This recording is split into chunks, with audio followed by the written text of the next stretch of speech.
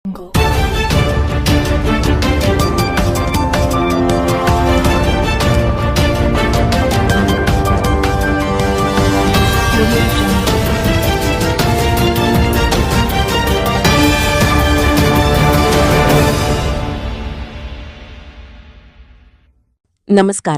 ಹೊನ್ನಕಿರಣ news ಚಾನೆಲ್ಗೆ ಸ್ವಾಗತ.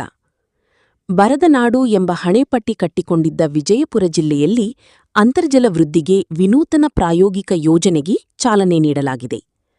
ವಿಜಯಪುರ ಜಿಲ್ಲೆ ಬರುವ ದಿನಗಳಲ್ಲಿ ಅಂತರ್ಜಲ ವೃದ್ಧಿಯಲ್ಲಿ ದೇಶಕ್ಕೆ ಮಾದರಿಯಾಗಲಿದೆ ಎಂದು ವಿಜಯಪುರ ಜಿಲ್ಲಾ ಉಸ್ತುವಾರಿ ಸಚಿವ ಎಂಬಿ ಪಾಟೀಲ್ ವಿಶ್ವಾಸ ವ್ಯಕ್ತಪಡಿಸಿದರು.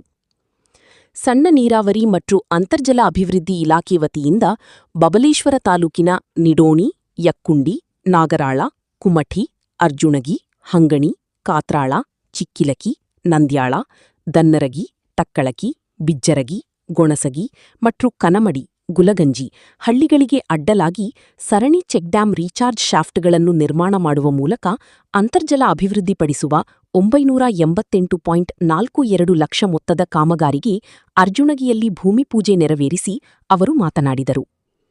ಲೈಕ್ ಮಾಡಿ, ಶೇರ್ ಮಾಡಿ, ಸಬ್ಸ್ಕ್ರೈಬ್ ಮಾಡೋದನ್ನ ಮರಿಬೇಡಿ.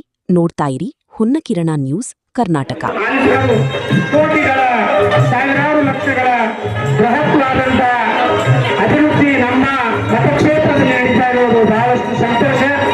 ಆದ್ದರಿಂದ ಅವರ ಶ್ರಮ ಪರಿಶ್ರಮ ನಮ್ಮ ನೆಲಕ್ಕೆ ಬಿದ್ದು ಅವರು ಹೂವಿನ ಹನಿಗಳಾಗಿ ಅವರು ಆಕಾಶದಲ್ಲಿರುವ ಧ್ರುವತಾರೆಯಂತೆ ಮಿನುಗಲಿ ನಮ್ಮ ನಿಮ್ಮೆಲ್ಲರ ಆಸೆ ಆಕಾಂಕ್ಷೆಗಳಿಗೆ ಆದಂತಹ ನಾಡು ಮರೆಯಾಗಿ ಈ ನಾಡಿಗೆ ಅವರ ಸೇವೆ ಪರಿಪೂರ್ಣವಾಗಲಿ ಅನ್ನುವಂತ ಮಾತನ್ನು ಹೇಳ್ತಾ, ನೀರಾವರಿ ಇಲಾಖೆ ಎಲ್ಲರಿದ್ದರೂ ಸಹ ನಮ್ಮ ಸಂಪೂರ್ಣ ವಿಜಯಪುರ ಜಿಲ್ಲೆಯನ್ನ ನಮಗೆ ಉಪಯೋಗ ಆಗಿ ಇಲ್ಲಿ ಅರ್ಜುನ್ಗಿಂದ ನೀರು ತಗೊಂಡೋಗಿ ಸ್ವತಃ ನಾನಾ ನೀರು ತಗೊಂಡು ಹೋಗಿ ನಮ್ಮ ದ್ರಾಕ್ಷಿಗೆ ನೀರು ಹಾಕಿ ದ್ರಾಕ್ಷಿ ಬದುಕಿಸ್ಲಕ್ಕಟ್ಟ ಬೆಳಿಲಕ್ಕಲ್ಲ ಅಂತ ಕೆಟ್ಟ ಪರಿಸ್ಥಿತಿ ಕುಡಿಲಕ್ಕ ನೀರು ಸಹ ಇದ್ದಿದ್ದಿಲ್ಲ. ನಮ್ಮ ರೈತರಿಗೆ ಒಳ್ಳೆ ಬದುಕನ್ನು ಕೊಟ್ಟಿರ್ತಕ್ಕಂಥ ಸನ್ಮಾನ ಎಂ ಬಿ ಪಾಟೀಲ್ ಅವ್ರಿಗೆ ಎಷ್ಟು ಕೃತಜ್ಞತೆ ಹೇಳಿದ್ರು ಕಡಿಮೆನೆ ಅಂತಕ್ಕಂಥ ಮಾತನ್ನು ಈ ಹೇಳೋಕೆ ಬಯಸ್ತೀನಿ. ಬರೀ ನೀರಾವರಿ ಅಷ್ಟೆಲ್ಲ ಸ್ಥಿರವಾಗಿ 25 ಬೋರ್ ಹಾಕಿದ್ರು ನಮಗೆ ಕುಡಿಲಕ್ಕ ನೀರು ಸಿಗಲಿಲ್ಲ.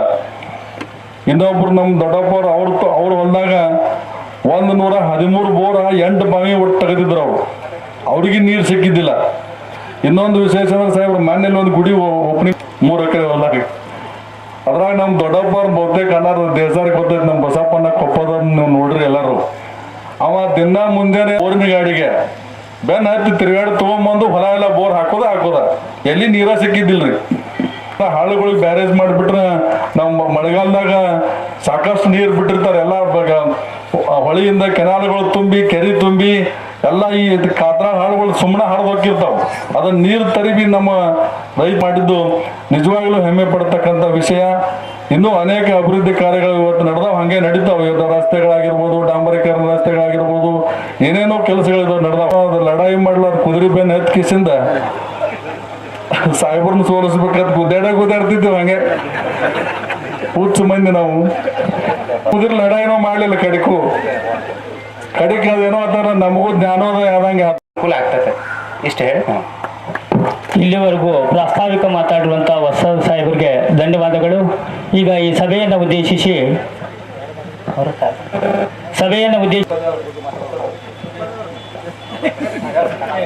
ಚನ್ನಪನ್ನ ಕೊಪ್ಪದವರು ಕೂಡ 2 ನುಡಿಗಳನ್ನ ಮಾತಾಡ್ಬೇಕಂತ ಹೇಳಿ ಕೇಳಿಕೊಳ್ಳುತ್ತೇನೆ. ಸಣ್ಣ ನೀರಾವರಿ ಮತ್ತು ಅಂತರ್ಜಲ ಅಭಿವೃದ್ಧಿ ಇಲಾಖೆಯಿಂದ ಹಮ್ಮಿಕೊಂಡಿರ್ತಕ್ಕಂಥ ಚೆಕ್ ಡ್ಯಾಂ ನಿರ್ಮಾಣ ಕಾರ್ಯಕ್ರಮಗಳ ಪೂಜಾ ಕಾರ್ಯಕ್ರಮದ ಬರದ ನಾಡಂತಕ್ಕಂಥ ಹಣೆಪಟ್ಟಿಯನ್ನು ಅಳಿಸಿ ನಮ್ಮ ವಿಜಯಪುರ ಜಿಲ್ಲೆಯ ಮಡ್ಡಿಯನ್ನು ಬಂಗಾರ ಕಡ್ಡಿ ಮಾಡಿರ್ತಕ್ಕಂಥ ನಿಮ್ಮೆಲ್ಲರ ನೆಚ್ಚಿನ ನಾಯಕರಾಗಿರ್ತಕ್ಕಂಥ ಸನ್ಮಾನ್ಯ ಎಂ ಬಿ ಪಾಟೀಲ್ ಸಾಹೇಬ್ರೆ, ಸಮಸ್ತ ಎಲ್ಲ ನಮ್ಮ ಪಕ್ಷದ ಹಿರಿಯರೇ, ಪ್ರಮುಖ ಎಲ್ಲ ನಾಯಕರೇ ಹಾಗೂ ಭಾಗವಹಿಸಿರ್ತಕ್ಕಂಥ ಸಮಸ್ತ ಎಲ್ಲ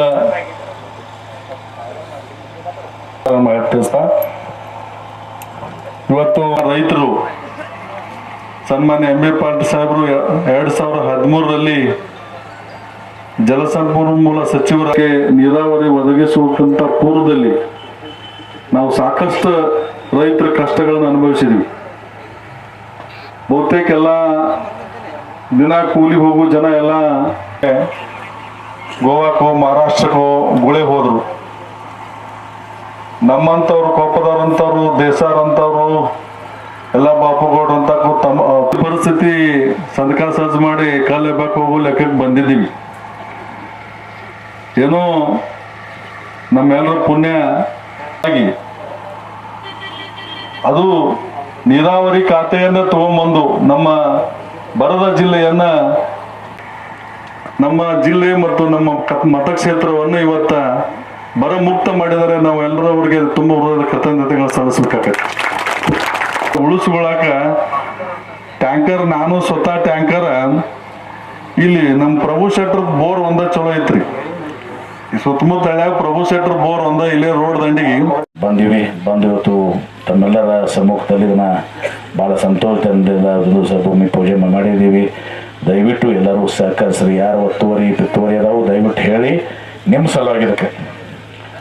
ನನಗೇನು ಯಾ ಕೆರೆ ಕೆಳಗೆ ನಂದು ತೋಟ ಇಲ್ಲ.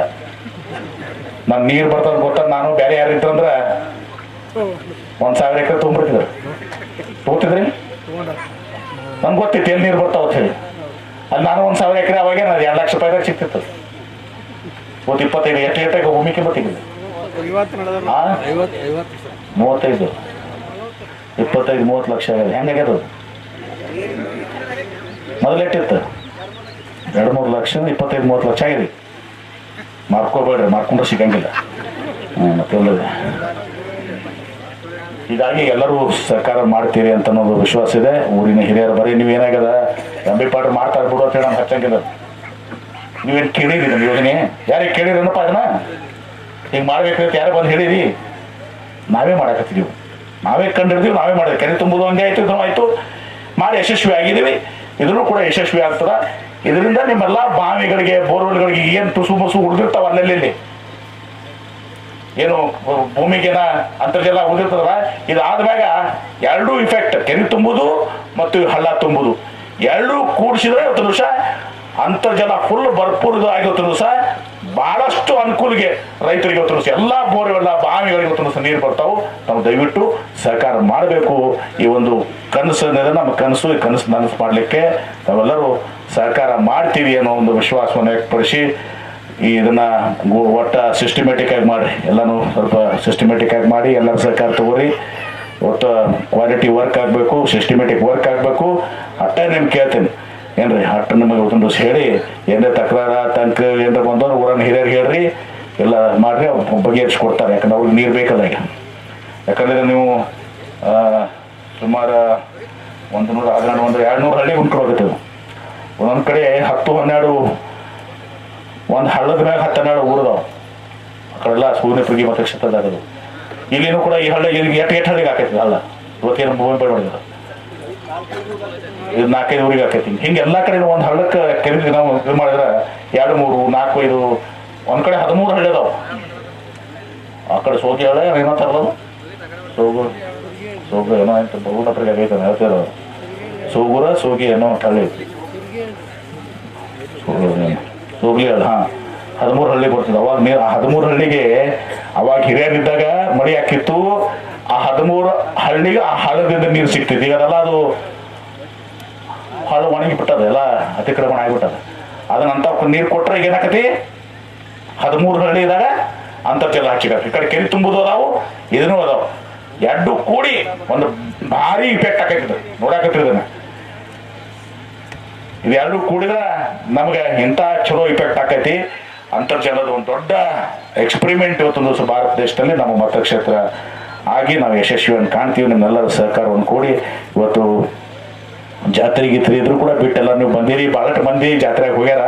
ಜಾತ್ರೆಗಿಂತ ಜಾಸ್ತಿ ಅಕ್ಕಗಳು ಹೋಗ್ಯಾರ. ಇವರೆಲ್ಲ ನೀರಿನ ಸಲ ಹೋಗ್ಯಾರ. ಅಟ್ರು ಕೆನಾಲ್ ನೀರು ಬಂದ್ರೆ ಕೆನಾಲ್ಗೆ ಹೋಗ್ಯಾರ ಅಟ್ರು ಟೀಮ್. ಇರಲಿ, ಅದನ್ನೇ ಇರಲಿ.